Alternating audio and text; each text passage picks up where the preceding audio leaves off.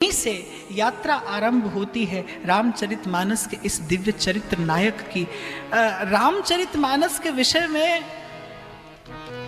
मैं केवल इतना ही कह सकता हूं कि सीधे सीधे एक एक दोहा और एक एक चौपाई।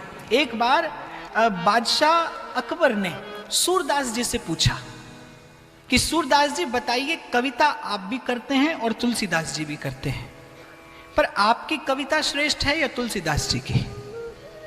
सूरदास जी ने कहा कविता तो मेरी ही श्रेष्ठ है। तो अकबर को यह बात अच्छी नहीं लगी। उसने कहा आप तो साधु हैं और अपने मुंह मियां मिट्ठू बनना तो शोभा नहीं देता। मुझे तो यही आशा थी कि आप यही कहेंगे कि तुलसीदास की कविता ही श्रेष्ठ है। सूरदास जी हंस दिए और कहने लगे, बादशाह आपने पूछा कविता किसकी श्रेष्ठ है, कविता तो मैं ही करता हूं। तुलसीदास ने तो जो कहा है वो तो एक एक शब्द मंत्र है, जीव को भव पार कराने के लिए नौका है, कविता नहीं है। कविता मैं करता हूं। आपने पूछा कविता किसकी श्रेष्ठ है, महादेव के हृदय से प्रकट हुआ है रामचरितमानस। एक ऐसा मान सरोवर है कि केवल इसके किनारे बैठ जाने वाला भी भक्ति की सुवास पाता है। विशुद्ध भक्ति, विशुद्ध भक्ति का भाव इसके एक एक पद में भरा है। और शायद इसीलिए अवतरण हुआ, क्योंकि भक्तमालकार कहते हैं कि सत्ययुग के वाल्मीकि ही कलयुग में तुलसी के रूप में प्रकट हुए। वाल्मीकि जी ने जिस रामायण की रचना की उसमें 100 करोड़ श्लोक हैं, और हनुमान जी ने भी भगवान का यश गाया और 100 करोड़ श्लोक में एक और रचना की, उसका नाम था हनुमान नाटक। और जब श्री हनुमान जी महाराज ने वाल्मीकि जी की रचना सुनी तो बड़े प्रसन्न हुए। वाल्मीकि जी भी हनुमान जी की रचना सुनकर बड़े उल्लसित और आनंदित हो गए। लेकिन तत्काल वाल्मीकि जी के मन में यह विचार आया कि यदि हनुमान जी की रचना संसार में प्रसिद्ध हो गई तो फिर मेरी रचना का उतना आदर नहीं रहेगा। तो हनुमान जी ने कहा आपकी रचना से मैं बहुत प्रसन्न हूं, आप कुछ मांगिए।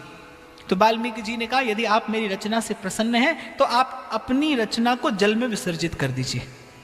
तो श्री हनुमान जी ने अपनी रचना तो जल में विसर्जित कर दी, लेकिन वाल्मीकि जी से कहा कि आपने कलयुगी जीव जैसा व्यवहार किया है, इसीलिए कलयुग में आपको एक बार पुनः जन्म लेना पड़ेगा। तो वाल्मीकि ने कहा प्रभु, संत की मार में भी प्यार होता है, भक्त के मार में भी दुलार होता है। आपने मुझे श्राप दिया है, इसका कोई ना कोई अवश्य कारण होगा, पर अगर श्राप दिया है तो फिर संग ही संग इतना वरदान भी दे दीजिए, जेहि जोनि जन्मऊं करम बस तहाँ राम पद अनुराग, कि जहां जाऊं प्रभु का यश गाऊं, जहां भी जन्म लूं, लेकिन मेरा जन्म, मेरा जीवन केवल प्रभु का यश विस्तार करने के लिए हो, प्रभु का गुणगान करने के लिए हो। सब विद्याओं से संपन्न हो गए श्री गोस्वामी तुलसीदास जी महाराज।